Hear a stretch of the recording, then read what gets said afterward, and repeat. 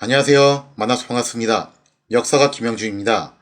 병법사 제128부 조선의 반격, 스시마를 토벌하라 라는 주제를 가지고 오늘 여러분과 함께 할 겁니다. 1598년 11월 19일 노량해전을 끝으로 동아시아 3국이 사투를 벌여왔던 7년 전쟁의 막이 내리게 되었죠. 이 전쟁은 3국 모두에게 많은 피해를 안겨다 주었는데 무엇보다도 국토 전체가 전장터가 되었던 조선이 입은 피해는 정말 어마어마할 수밖에 없었다는 거예요. 당시 조선의 행정구역은 대략 328개의 관읍으로 구성이 되어 있었습니다. 이 중에 절반이 넘는 181개의 관읍이 일본군에게 실질적으로 점령을 당하거나 혹은 주요 전쟁터가 돼가지고 굉장히 막심한 피해를 입었다는 거예요. 사실상 국토의 절반 이상이 초토화를 당했다라고 볼 수가 있겠죠. 더군다나 전반적으로 봤을 때 한반도는 지형이 그렇잖아요. 남부지방 쪽이 아무래도 이제 좀 농토가 비옥하고 인구가 많이 거주하는 그런 알짜배기 도시들이 많이 몰려있단 말이에요. 근데 이 임진왜란 7년간의 전쟁 동안에 가장 크게 피해를 봤던 지역이 남부, 중부 이 일대예요. 그러다 보니까 이게 면적상으로는 55% 정도쯤을 피해를 입었다고는 하지만 실질적으로는 조선이 입은 피해가 이거보다 더 클 수밖에 없다라는 겁니다. 특히 가장 최전방이나 다름없었던 경상도의 경우 그 피해가 막심했는데 전체 경상도 내에 67개의 관읍 중에서 48개가 일본군에게 함몰되는 피해를 입었다는 거죠. 또 개전 초기에 일본군의 지휘부가 있었던 한양과 경기 일대 여기도 피해가 컸어요.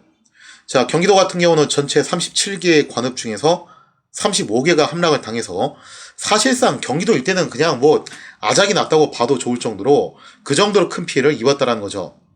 무엇보다도 뼈아픈 거는 수도 한양이 함락됐다는 거예요. 이게 왜 중요하냐면은 한양이 함락되면서 각종 중요한 문서들이 소실돼가지고 제대로 된 인구나 토지를 파악하기가 어려워서 당분간 조선 조정의 행정 공백은 불가피한 상태에 이르게 됐다는 겁니다. 자, 그래서 도표를 놓고 보시면요. 전체적으로 봤을 때 총 328개 관읍 중에서 181개가 피해를 입었고 이게 수치상으로는 55% 정도쯤 돼요. 그나마 이제 다행했던 게 뭐냐면은 가장 알짜배기 지역이라고 할 수 있는 전라도 같은 경우는 정유년에 잠깐 침공을 한번 당했었고 그 다음에 또 이제 일부 지역에 외성이 쌓였다는 거를 제외하면은 아주 큰 피해는 안 입었어요. 그나마 이게 조선이 제기를 할 수 있는 밑바탕이 됐다는 거죠. 그리고 이제 강원도, 황해도, 함경도 요 일대 같은 경우도 거의 여기는 피해를 안 입은 데가 없을 정도로 물론 궁벽한 동네긴 하지만 피해를 안 입은 곳이 없을 정도로 굉장히 큰 타격을 입었다는 거죠. 그나마 평안도 지역이 조선 조정이 임진년 개전 초기 때 피난을 갔던 지역이라 가지고 결사적으로 방어를 하려고 했던 것도 있고 고니시가 평양까지만 점령을 하고 그 이상 북진하기가 힘들어서 더 이상 이제 진군을 안 했던 것도 있고 그래서 그나마 평안도가 피해를 좀 덜 입었죠. 자, 이렇게 해서 조선은 여러모로 임진왜란 때 거의 이제 국토의 절반 이상이 한 번쯤은 일본군의 공격을 받았다고 해도 과언이 아닐 정도로 막심한 피해를 입었다고 볼 수가 있겠습니다. 본래 조선 조정이 파악하고 있던 전국의 토지는 150만 결 정도였어요. 다만 주의하셔야 될 게 뭐냐면은 조선이라는 나라는요, 인구도 그렇고 토지도 그렇고 일본처럼 국가 안에 있는 것을 100% 다 파악하는 방식이 아니에요. 그러니까 일본은 봉건 체제이기 때문에 지방 분권화되어 있잖아요. 그래서 각 다이묘들이 자기가 통치하는 지역의 토지와 인구를 철저하게 파악하려고 그랬어요. 왜냐면 이거는 중앙 정부에 보고하기 위해서 그런 게 아니라 이게 내 거기 때문에 파악을 잘해야 된다는 거예요. 그에 비해서 조선 같은 경우는 중앙 집권화된 관료국가다 보니까 목표 수치만 달성하면 돼요. 공무원들이라서. 그 이상 오버하는 거는 굳이 파악할 필요가 없다라는 거죠. 그래서 당시 이제 이런 질문 정말 많이 받았거든요. 이때 당시 조선과 일본의 국력차가 데이터상으로 얼마나 났나요? 그러니까 일본이 보유한 토지는 얼마였고 조선이 보유한 토지는 얼마였냐? 쌀 생산량은 서로 어떻게 됐냐? 인구는 어떻게 됐냐? 그런 상당히 현대적인 질문들을 많이 받았는데 거듭 말씀드리지만 그거 파악하기가 힘들어요. 왜냐면은 일본이 데이터 측정하는 방식하고 조선이 데이터 측정하는 방식이 서로 달랐고 특히 조선 같은 경우는 기록상으로 나와 있는 데이터가 100% 전력이 아니라는 거예요. 그거 말고 숨겨진 전력들이 있다라는 거죠. 그래서 그거를 지금 와서 무슨 재주로 또 다 찾아내겠어요. 당시에 파악을 안 했으면 그거는 영원히 모르는 거죠. 다만 추정치가 있을 뿐인데 어디까지나 추정치일 뿐이죠, 그것도. 자, 그래서 이때 당시 전국의 토지를 150만 결로 파악을 했었는데 당연히 150만 결이 전체 다는 아니었어요. 숨겨진 토지, 그걸 이제 은결이라고 하죠. 그 은결들이 제법 있었을 거예요. 그래서 일정 시기가 되면은 토지조사 다시 해가지고 그걸 이제 양안이라고 하죠.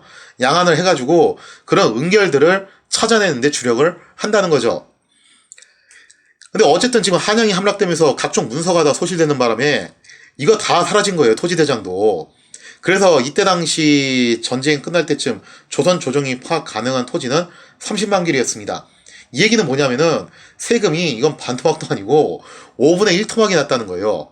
그러니까 국가 전체적인 GDP가 5분의 1로 줄었다는 뜻이 아니에요. 국가가 거둘 수 있는 세금의 양이 5분의 1로 줄었다는 뜻입니다. 그러면 다시 토지 대장을 갖다가 작성을 해가지고 복구를 시키려면은 이것도 세월이 꽤 걸린다는 거죠. 더군다나 이 시대가 지금처럼 뭐 전산 데이터가 돼 있는 시대도 아니고 그런 행정 처리 능력이 지금처럼 빠를 리가 없잖아요.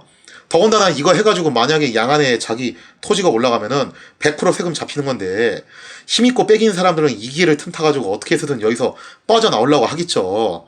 그 지루한 싸움도 벌여야 되는 거예요. 인구 문제도 상당히 심각했는데 전쟁이나 질병, 흉년 등으로 인해서 실제로 감소한 인구도 꽤 됐겠죠. 하지만 전쟁 통해 일단 호적도 사라졌고 여기저기 유랑 다닌 사람도 너무 많이 늘어났어요. 그러니까 이거 파악하는 것도 만만치 않은 거예요. 다시 호적을 작성하려고 해도 이거 유랑민이 꽤 되니까 그 유랑민은 무슨 재주로 또 다 숫자를 찾아내냐 이거죠.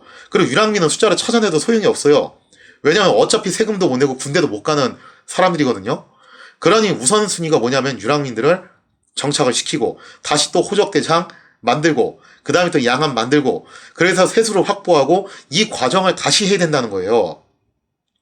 그래서 조선이 어쨌든 7년 전쟁에서 일본군을 막아냈기 때문에 이긴 거라면 이긴 건데 지금 엄청난 피해를 입었기 때문에 그 피해 복구, 리스크 복구한 데만 해도 정신이 없을 지경에 이르렀다는 거죠. 사실상 국가를 새롭게 개편을 해야 되는 그런 지경에 이르렀다는 겁니다. 조선을 돕기 위해서 파병한 명제국 역시 전쟁으로 입은 손실이 만만치 않았죠. 당시 명제국은 정유년 전쟁 막바지에 거의 한 20만에 달하는 병력을 조선에 투입을 하게 됩니다.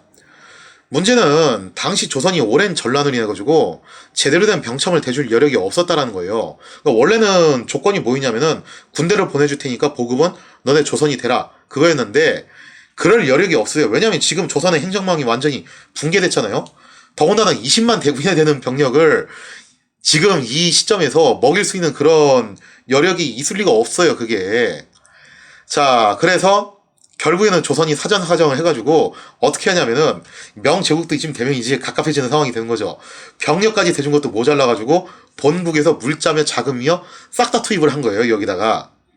자, 그래서 이것 때문에 명제국은 임진년과 정유년에 이은 파병에서 정말 엄청난 전비를 쏟아부어야 됐고 설상가상으로 당시 명의 황제가 그 유명한 트루갓 고려의 황제 만력제잖아요. 근데 이 만력제가 사치 행각이 엄청났단 말이에요. 아니 그렇다고 해서 만력제가 이 사치 행각을 줄인 것도 아니에요. 그 돈은 그 돈대로 나가요. 돈 먹는 하마가 또 국내에 계신다는 거죠. 그러면서 명제국은 그야말로 총체적 난국에 빠지게 되었다라는 겁니다. 노량해전이 끝난 뒤 한 달 정도쯤 지난 시점인 1598년 12월이 됐습니다. 지금 조선이 입은 피해가 엄청났다고는 하지만 어쨌든 간에 그 피해 못지않게 일본에 대한 원한과 증오도 정말 커질 수밖에 없었죠. 그러니까 무려 7년 동안 이렇게 전쟁을 겪으면서 막대한 피해를 입었기 때문에 당시 조선인들이 가졌던 일본에 대한 증오심과 적개심은 상상을 초월할 거예요. 지금 현대를 놓고 보더라도 솔직히 말해서 같은 민족인데도 불구하고 대한민국하고 북한하고 지난 한국전쟁 때 약 한 3년의 기간 동안에 정말 처절한 사투를 벌였잖아요. 그 이후에 이 두 나라 간의 감정은요 정말 걷잡을 수 없이 악화됐어요. 지금도 사실은 그 원한과 증오가 계속 이어져 내려오고 있다는 거죠. 그런데 일본 같은 경우는 원래 이제 조선이 업수이 여기던 왜구들이었고 더군다나 이 7년 동안 정말 끔찍한 전쟁을 겪었어요. 그러니 그 원한과 증오가 정말 장난이 아닐 거라는 것은 다들 미뤄 짐작을 해볼 수가 있겠죠. 그래서 이때 당시 조선의 사회적 분위기 자체가 어떤 식으로든지 간에 일본한테 보복 성전을 해야 된다. 불벼락을 내려야 된다. 그런 분위기가 형성되고 있었다는 거죠. 따라서 노량해전도 뭐 이제 혹자는 그런 평가도 내려요. 이순신이 공연히 무리하게 막판에 추격전을 벌여가지고 그렇게 전사한 거 아니냐. 이것 좀 현명하지 못한 작전이었다. 그런 비판을 하신 분도 계시는데 이거는요. 이순신이 이성적이었냐 비이성적이었냐 그런 문제를 떠나서 당시 조선의 분위기가 전반적으로 그랬다라는 겁니다. 만약에요. 이순신이 이거를 그냥 보내줬으면은 보내준 거대로 또 문제가 돼요. 그 정도로 당시 조선 내에서의 분위기는 굉장히 험악했다는 겁니다. 자, 어쨌든 간에 이런 분위기 속에서 전라감사 황씨는 조선 조정에 스시마를 정벌하자는 건의를 하게 되었다는 겁니다. 황씨는 누구냐? 혹시 뭐 기억하시는 분들도 계실 수 있겠지만 황씨는 1596년에 통신사로 선발돼서 심유경과 함께 일본의 사신으로 갔다 왔던 인물이죠. 이때 이제 결국에는 고니시가 벌였던 국제 사기극이 파탄이 나가지고 쫓겨나다시피 해서 돌아왔잖아요. 그래서 어쨌든 일본을 그때 갔다 왔기 때문에 나름 이렇게 일본에 대해서 사정을 토상히 알고 있는 인물이었습니다. 황씨는 현재 조선의 국력으로 일본 본토를 공격하는 것은 다소 무리가 있다. 그 정도 현실 감각은 있었어요. 그거는 무리지만 우리랑 가까이 있는 쓰시마 정도는 한 번쯤 도모로 해볼만 하지 않냐라고 생각을 했다는 거죠. 황씨는 지난 전쟁에서 쓰시마는 조선의 외번의 소임을 저버리고 왜냐면 조선 태종 때 이종무가 쓰시마를 정벌한 이래 쓰시마는 어쨌든 간에 그 이후로 조선의 외번 역할을 자처하고 있었단 말이에요. 근데 그 소임을 저버리고 도요토미의 길잡이가 돼가지고 앞제비 노릇을 해왔다라는 거예요. 그러니 이 기회에 쓰시마를 초토화시켜가지고 천하 만민의 원통함을 조금이라도 풀자라고 그렇게 강변을 했다라는 거죠. 이상의 내용을 사료를 통해서 살펴보도록 하겠습니다. 전라관찰사 황신이 상소하기를 팔로의 적추들이 일시에 빠져나갔습니다. 남양에서 승첩을 거두기는 하였지만 여기서 말하는 남양에서의 승첩이 바로 노량해전이에요. 그러니까 노량해전 자체가 조선인들 입장에서는 그나마 울분을 풀 수 있는 통쾌한 한방이었다는 거죠. 그래서 이게 이순신 개인적인 생각으로 한 게 아니라 당시 조선 사람들의 전반적인 여망이었다는 거예요. 그렇긴 했지만 이 분을 씻을 수 없으니 어찌 통분하지 않겠습니까? 중국군이 오늘 돌아간다면 적이 내일 반드시 올 것입니다. 적은 하루에 오갈 수 있는 가까운 거리에 있는데 수천리 밖에서 구원병이 오기를 바란다는 것은 아예 잘못된 계책입니다. 이어서 보면요. 신이 나름대로 생각하건대 대마도는 우리나라와 가장 가까운 곳에 위치하여 전부터 우리의 혜택을 받아온 지 오래였다고 봅니다. 그런데 임진왜란은 실제로 이 적들이 끌어들인 것이니 약간 좀 쓰시마 입장에서 억울한 건데 쓰시마가 끌어들인 건 아니죠. 근데 결과론적으로는 앞잡이 노릇을 한 것도 맞기는 해요. 오늘날의 계책은 풍신수길의 머리를 베지는 못했지만 차라리 대마도의 적을 모조리 죽여 씻어 당기지 않음으로써 블러핑이 대단하죠. 매우 통분한 마음을 조금이나마 씻어야 할 것입니다. 그러니까 당시 조선의 분위기가 이랬다라는 거예요. 진짜 생각 같아서는 일본 본토로 쳐들어가서 물론 당시 조선은 아직 도요토미 히데요시가 죽었다는 사실을 명확하게는 모르고 있었어요. 그냥 풍문으로만 듣고 있었을 뿐이죠.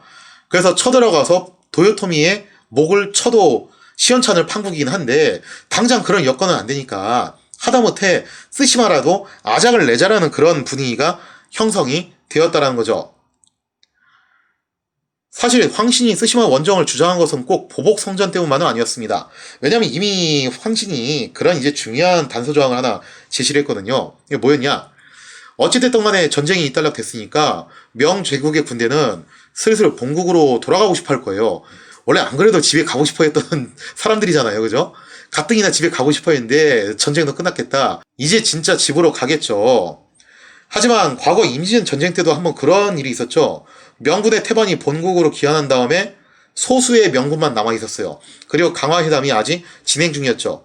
그러다 그 강화회담이 파토난 다음에 정유년에 일본군이 다시 재침을 했다는 말이에요.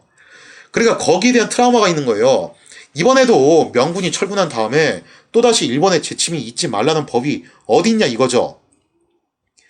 자, 생각이 여기에 이르는 황씨는 뭐라고 얘기하냐? 아직 명군이 철군하지 않았다. 그래서 이 시기를 노려서 명군을 설득해가지고 연합군을 결성해서 쓰시마 원정을 단행하자라는 나름 기발한 아이디어를 제시를 합니다. 즉 명군과 함께 스시마 원정을 단행한다면은 조선의 국력은 적게 들일 수 있을 뿐만 아니라 명군도 당분간 조선에 더 주둔을 해야 될 거 아니냐. 그러니까 여러모로 이득일 수밖에 없다라고 이런 건의를 했다라는 거죠. 더불어 황씨는 만약 이 기회를 살리지 못한다면은 분명히 스시마 측에서 화친을 구걸해올 것이고, 그렇게 수작지를 걸어오면은 지난번처럼 명군이 또 이걸 못 이긴 척하고서 받아들이고 철군 명분을 삼을 수 있다라고 지적을 했다라는 거죠. 자, 이상의 내용을 사료를 통해서 살펴보면 이렇습니다. 자, 황신이 이제 이렇게 주장을 해요. 만약 절강에 7천에서 8천 병력을 선발해 우리 주사와 함께 진주하여 일거의 바다를 건너가 방비가 없을 때를 습격한다면 적들은 필시 놀라 무너질 것이니 이른바 세찬 천둥 소리에 미처 귀를 막지 못한다는 격입니다. 이 섬은 성곽도 없고 책류도 없으며 산성이 좁은 데다가 식수마저 없으므로 반드시 오래 버티지 못하고 새가 흩어져 날아가듯 달아날 것입니다. 사실 이미 태종 때 이정무가 스시마 원정을 하면서 벌써 그때 이제 견적을 내봤거든요. 스시마는 내륙이 길이 굉장히 험하기 때문에 사람 살만한 데가 별로 없어요. 그 얘기는 뭐냐면은 식수나 농토가 굉장히 부족하기 때문에 장기 항제는 굉장히 불리한 지역이라는 거죠. 그래서 대군을 몰고 가서 포위만 하더라도 스시마는 저절로 붕괴될 수밖에 없다는 겁니다. 이어서 보면요. 물론 오늘날의 형세로 보아 스스로 수비하기도 겨를이 없는데 어느 틈에 남의 나라를 도모할 수 있겠습니까? 그러니까 황신도 그런 식견이 있는 사람이기 때문에 그냥 무대뽀적으로 싸우자 이런 말을 한 게 아니라 나름 이제 현실적인 부분들을 인정을 하고 들어가요. 지금 현재 우리나라 상황에서 대규모 원정을 도모할 힘은 없는 건 맞다. 하지만 그 이하 구절이 중요하죠. 다만 중국의 수병이 현재 남쪽 해상에 머물고 있으니 이곳에서 진격하여 정발한다면 많은 힘을 소비하지 않아도 될 것입니다. 그러니까 지금 현재 명군이 남아있을 때 명군을 활용해가지고 한번 손 안 대고 코를 풀어보자. 일명 차도살인이죠. 그렇게 해보자라고 건의를 한 거죠. 그러나 한번 뱃머리를 돌린 뒤에는 다시 군사로 조발하기 어려울 것이니 이때야말로 놓치기 아까운 절호의 기회입니다. 즉 명군이 이미 집으로 돌아가 버리면은 다시 이거 도모하기 힘들다. 그러니까 지금이 기회입니다. 그리고 지금 이렇게 고삐를 채워놔야지 명군이 쉽사리 돌아가지 않고 조금 더 장기 주둔을 하지 않겠습니까? 라고 건의를 했던 거죠. 자, 황신의 이러한 건의를 듣고 나서 조선 조정도 나름 고민을 해요. 이거 황신 주장도 일리는 있기는 한데 무엇보다도 우리가 지금 여력이 없는데 이거 어떻게 하지? 하면서 이제 좀 나름 고민을 하고 있죠. 그러면서 일단은 첩보원들을 보내가지고 한번 정황을 알아보도록 지시를 내립니다. 그래서 1599년 4월임이 됐어요. 이 무렵쯤 돼가지고 조선 조정이 스시마에 대해서 원정을 검토하는 사이에 경상 좌병사 김응서가 일본에 파견했던 밀정들이 귀환을 하게 됐다는 거죠. 이 밀정들이 여러 정보들을 수집해왔는데 밀정들의 첩보에 따르면은 여기서 이제 확실하게 알게 됩니다. 도요토미는 이미 지난해 여름에 세상을 떠났고 일본군이 철병한 것도 이것 때문이다 라는 것을 알게 되었다는 거죠. 또 흥미로운 것은 이거예요. 새로 관백에 오른 도요토미의 아들이 나이가 어리기 때문에 일본 전국이 곧 내전에 휩싸일 것이라는 그런 분위기도 전달을 해왔다라는 거죠. 이상의 내용을 사료를 통해서 살펴보면 이렇습니다. 경상 좌병사 김응서가 치기하였다.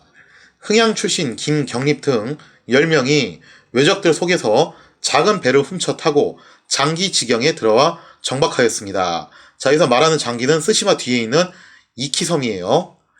적정을 탐문하였더니, 자, 여기서 나름 이제 고급 정보들을 빼오는데요. 지난해 7월에 관백이 죽었으나 비밀에 붙여 발송하지 않았는데 제장들은 소문을 듣고 철병하여 돌아갔다. 그러니까 지난해 1598년 여름에 도요토미 히데요시가 죽었다. 이미 죽었고 이것 때문에 일본군이 철군을 했다라는 그런 정보를 입수를 하게 되죠. 그래서 그전에는 소문만 무성했던 것이 이제 확실하게 확인이 된 거예요. 그들이 돌아갈 때 대마도의 외노들은 분탕질을 당할까 두려워하여 멀리 외진 섬으로 피해갔다가 지나가기를 기다린 다음에 돌아왔다. 그러니까 당시 이제 스시마 섬 같은 경우는 혹시라도 조선군이 보복을 해올까봐 겁이 나가지고 잠깐 좀 은신처에 숨어 있다가 이제서야 바깥으로 나왔다라는 거예요. 자, 그래서 당시 스시마 섬이 조선의 보복 공격을 굉장히 두려워하고 있었다는 것을 또 보여주는 그런 분위기들도 이렇게 전달을 해주게 되죠. 이어서 보면요. 외장들이 모두 관백이 머물러 있던 곳에 모여 그 자리를 뺏으려고 하자 새 관백이 나는 나이도 어리고 무능하니 어찌 자리를 다투겠는가 하였다. 그러니까 당시 당장 이렇게 쿠데타가 일어났던 건 아닌데 그런 흉흉한 분위기들이 있었다라는 것을 또 나름 또 전달을 해줘요. 실제로 당시 분위기가 이렇게 흉흉했던 게 맞죠. 왜냐면 불과 여기서 이제 1년 정도 있으면은 세키가라 전투라는 대대적인 내전이 발생을 하게 되잖아요. 그래서 당시 일본이 이런 내흥에 휩싸였다는 분위기를 이렇게 또 전달을 해주게 됐다는 거예요. 역시 김응서가 항해 대왕이라는 별명이 있을 정도로 그 이름값을 해요. 이런 첩보 수집을 정말 야무지게 잘해왔다는 거예요. 자, 그래서 김응서는 현재 이러한 첩보들을 갖다 기반으로 봤을 때 일본 본국은 내분에 휩싸였기 때문에 만약에 우리가 스시마를 공격한다 하더라도 얘들은 이걸 지원할 여력이 없을 거다. 그러니까 지금이야말로 스시마를 칠 절호의 적기다라고 하면서 황신의 주장에 힘을 실어주게 됩니다. 물론 김응서 황신의 말이도 일리는 있어요. 하지만 스시마 원정을 단행하기에는 조선이 입은 피해가 너무 컸다라는 거예요. 그래서 반대하는 목소리 또한 만만치 않았다는 거죠. 무엇보다도 가장 우려되는 게 이거예요. 현재 첩보 상황에서는 일본 본국이 내흥에 휩싸였기 때문에 우리가 스시마를 공격했을 때 지원할 가능성이 낮다라고 하지만 그거 모를 일 아니냐. 만약에 우리가 스시마를 공격했다가 일본 본토에 있는 전체 병력은 아니더라도 적어도 스시마 도주의 장인인 고니시라도 지원군을 보내서 오게 된다면은 이거 잘못하면은 전투가 길어질 수가 있다. 그러면 이제 막 전쟁이 끝났는데 또다시 끝을 모를 전쟁의 수렁으로 빠져들 위험도 있지 않겠냐.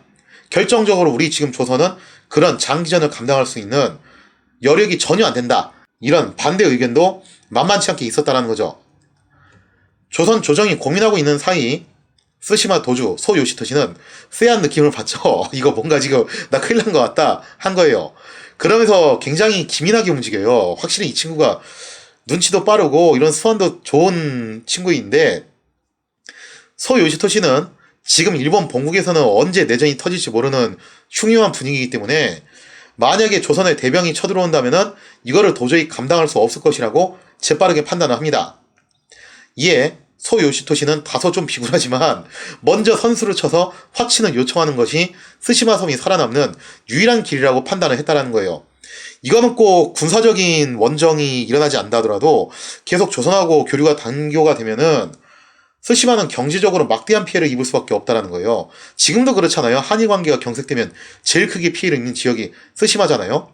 하여간에 영원히 고통받는 스시마 섬인데 자, 그래서 소 요시토시는 서둘러서 조선 조정에 사신을 보내서 화친을 제안하게 되었다는 거죠.